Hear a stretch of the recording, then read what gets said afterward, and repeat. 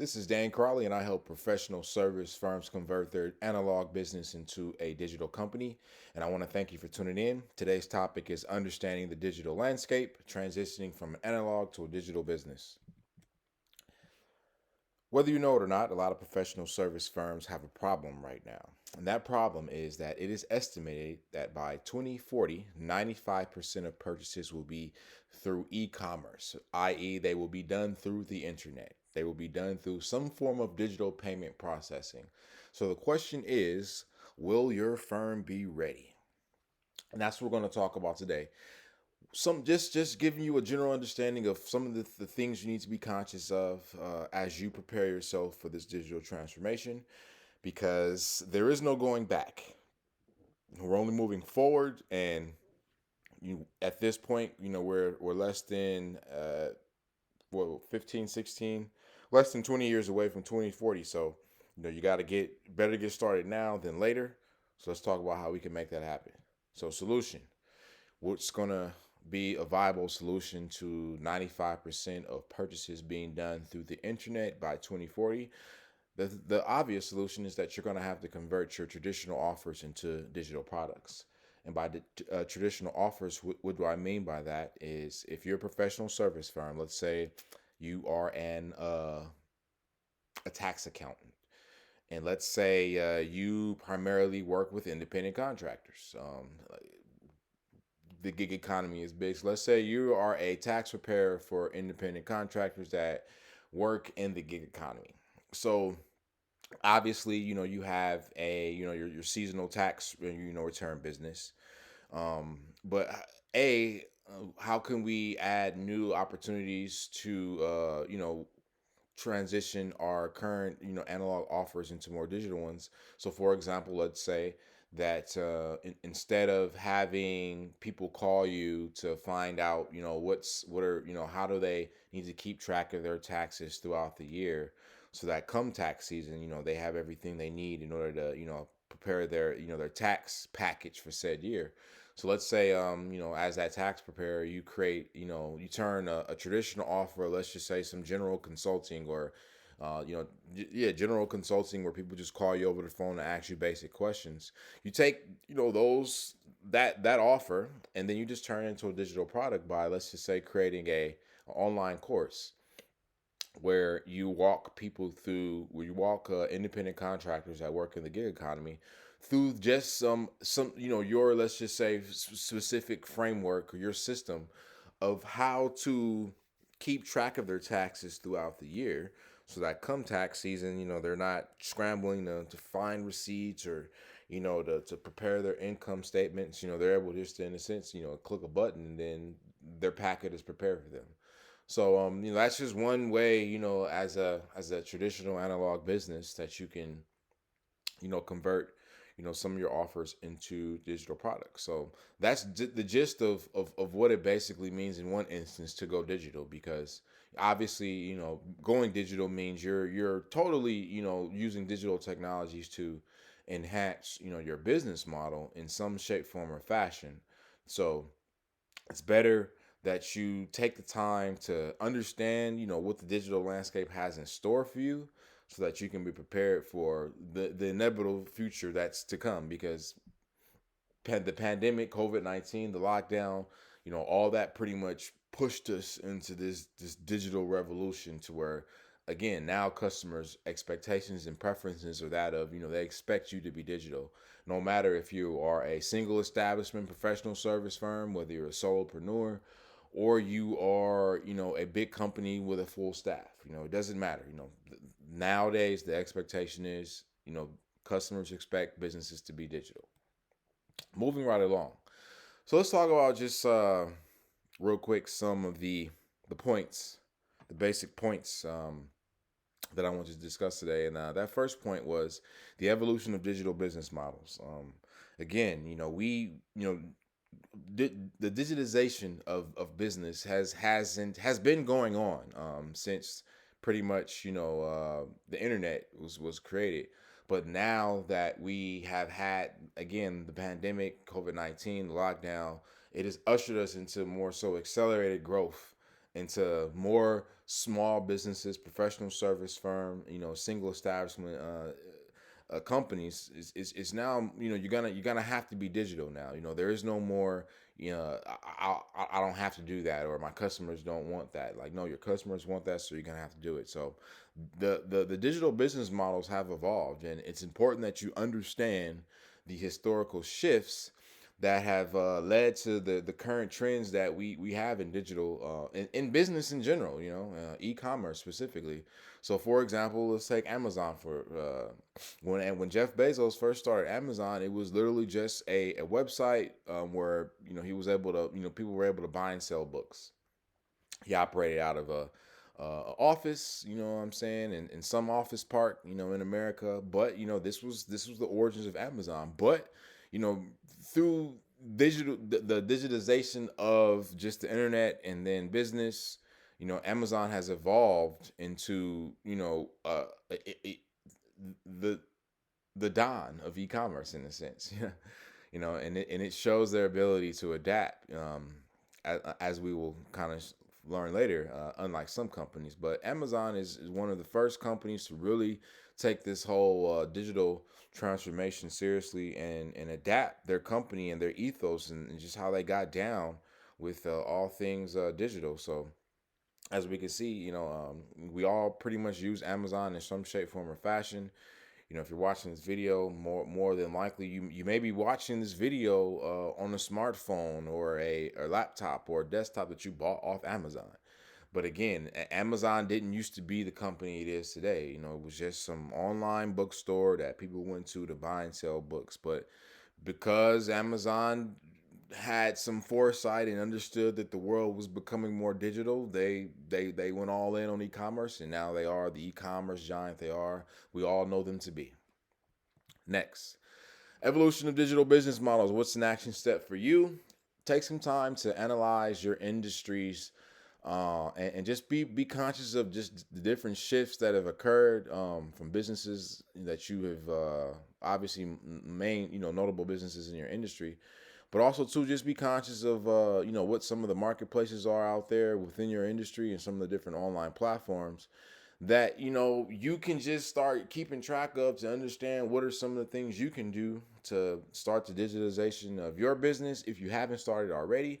But the reality is, most companies have already started the digitization of their company, because you most likely using an accounting software like Quickens, or QuickBooks at a bare minimum. So if you're using Quickens or QuickBooks, then you have already started that the digitization of your business. Now you just got to follow through, because in the not too distant future, every aspect of your business is going to require some sort of digital technology. So better to get started now than later. So again, action step: analyze industry shifts and explore online marketplaces or platforms relevant to your business to adapt and diversify your offerings. Next point: benefits of digital transformation. So it's important that we understand, the advantages that come from adopting, digital strategies. So case in point, Airbnb. Now, Airbnb was able to utilize technology to take a analog process of booking some place to stay on vacation, or just for whatever the reasoning why you need to book some place to stay, but streamline booking processes. And all that's all Airbnb did. They just took a process like booking, some places to stay at night, and then they got their inventory from regular individuals, so people's, that got an extra room or an extra house, and then they just introduced some digital technology, their platform, and then they married the two, their digital platform with the people's extra houses or extra rooms, and then they made it available to the general public. You can come book an extra house or room for your next event or your next vacation without having to go through the hassle of calling hotels and trying to go through that hassle at the end of the day. So Airbnb just streamline the whole booking process. And so you're gonna just have to figure out what you're gonna have to do within your own business and within your own industry to make the same to make the same thing happen, for your business. And like, again, like the technology and the digital technology is at a place now to where, it's more than it's simple to implement these things, but it still requires a level of thought and planning that unfortunately most business owners and professional service firms, they just don't necessarily take into consideration. But just be mindful that doesn't matter how big or how small you are, like you can benefit from the digitalization of your business, and making sure you go from analog to digital, just like Amazon did, and just like Airbnb did. Now, Airbnb technically didn't even start off as an analog company; they started off digital. So just be mindful, like they took a predominantly analog system of the users having to initially, you would have to either go down to a hotel or call them and see if they had rooms available, and you in the days that you wanted to be there. And it was just a little, looking back on it, it was a very, clunky and clumsy process. But nowadays, with something like Airbnb, as well as the plenty of other, websites that provide, bookings, the digital technology just made it 10 times easier to get the job done.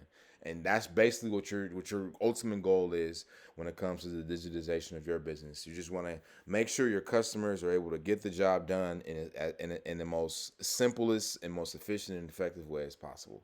And that's what digital technologies can do for you. So, action step: identify manual processes that can be automated using digital tools to enhance customer experiences and operational efficiency. So again, if you're going back to our accountant example, let's just say outside of creating a digital product, let's just say if someone wants to book a if someone wants to book a session with you, to go over some taxes, a consulting session. And nowadays you have some software like Calendly, to where you don't even need to be a part of that process anymore. And they don't even need to call you anymore. They can just go to your website, select the time that works best for them, and then you're just gonna get an email saying that you got an appointment at that date and time, and you just got to make yourself available for the appointment, and you're off to the races. All right, so just again, think about some of the things that you do, the manual processes in your business, and just think about, like, is there technology that's available for me to optimize, this experience for the customer, so we can improve, operational efficiency. All right. Last point: key challenges in transitioning to a digital framework. It's important that we identify hurdles that enable proactive solutions for successful transitions. So Blockbuster probably is one of the most notable companies that failed when it came to the digital transformation, because believe it or not, Blockbuster had an offer to buy Netflix, but because Blockbuster, they just weren't thinking future. They weren't future oriented in the sense, and this is like they just weren't paying attention to the signs. You know, their failure to adapt to streaming services. Despite customers' preferences changing, because now you had a platform like Netflix that was making streaming available through the internet on your computer, on devices, on your smartphones. Now, again, customers no longer wanted to go to a physical storefront to go rent a DVD, or to go look through titles to find something interesting, to then rent that DVD, then go home and look at that movie, and either be happy they did it, or mad that they got that movie, and then they were stuck with the movie, for either the weekend or when it was due, or if they forgot, which is why even Netflix got started, due to late fees. You know what I'm saying? So it was just a very archaic and analog process. But because Blockbuster didn't, quote unquote, get the memo that customers wanted more streaming services from the experience that they were getting from this new shiny toy called Netflix, then they missed the boat, and now Blockbuster Video is no more. So think about that. We had a successful front, like Blockbuster. If you wanted to rent movies, it was like you got to go to Blockbuster, But nowadays, you can't find a Blockbuster anywhere in America, and it's all because they just failed to adapt. That's it. They just failed to adapt. They literally had an opportunity to buy Netflix, but they failed to adapt. So you don't want to be like Blockbuster. And a lot of companies, the pandemic, unfortunately, showed a lot of companies that they were operating like Blockbuster, because a lot of companies did not recover from the pandemic, and there's still companies that are still not preparing, recovering from the pandemic. A lot of single establishment professional firms had to shut their doors down, because obviously just the pandemic was unexpected, so they weren't prepared for it, but also too because again, a part of not being able to adapt was they hadn't planned for, there's no succession plan, so there's nobody to take over the business. So they have to show, there's nothing wrong in the sense business is good, they're making good money, but that professional service firm owner wants to retire, and since the kid, a relative, or close friend, there's no one there to take over the business, they have to shut it down. But with digital technology, if they had digital technologies in place, they wouldn't necessarily have to shut the business down, but they would be able to increase operational efficiency, through the use of digital technology. So don't be like Blockbuster, all right? Moving right along, action step. So you want to make sure that you assess customer preferences and industry shifts, then gradually introduce digital alternatives while monitoring customer feedback and market trends. So when it comes to making the shift to going digital, analog to digital company, you don't want to, in a sense, do it all at once. It's a process like anything else. You're gonna just take. It's a big process. It's an elephant. It's an elephant, and like we all know, the fastest way to eat an elephant is one bite at a time. So it's going to be more of the same here. You know what I mean? So you're just going to have to figure out how to, you're just going to have to figure out how to, how to take the proper steps to make sure that you are a understanding what you're getting yourself into by making this digital transformation, but most importantly, just understanding that the determining factor is just going to be you as the business owner, as well as getting your staff or your team just to buy into it. You know what I mean? So hopefully this has been of help to you. You've gotten some value from it. And in closing, I have a question that I want to ask you that you can just use the comment section below to leave your answer. But the question is, what aspect of going digital do you find most challenging for your business? Think about it and just leave a comment below and just get the conversation started.